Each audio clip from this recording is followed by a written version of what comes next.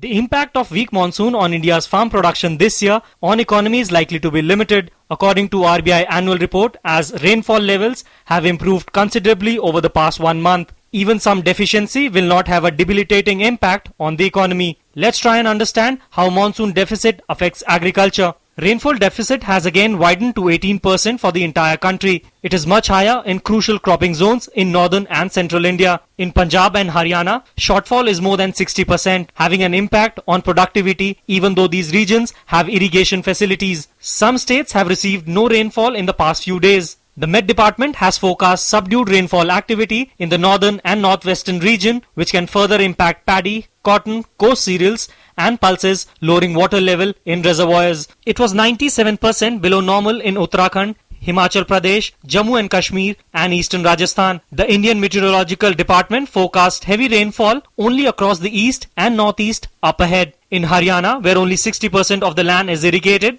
poor rains are likely to have a bigger impact on crops such as cotton and coarse cereals. So what will be the impact on Kharif? As per the latest report of sowing of Kharif sowing area is 533.18 lakh hectare. Rice has been sown in 165.71 lakh hectares. Pulses in 44.47 lakh hectares. Coarse cereals in 84.45 lakh hectares. And oil seeds in 107.88 lakh hectares. The planting of sugarcane and cotton is also in progress. Sugarcane has been planted in 46.42 lakh hectare and cotton in 76.15 lakh. In the period between June to August, there were no states which got excess rainfall. 19 states including Sikkim, Jharkhand got normal rainfall. Uttar Pradesh, Odisha got deficient rainfall, while Rajasthan, Manipur got scanty rains. Agriculture makes up about 14% of the country's economy and is the largest source of livelihood.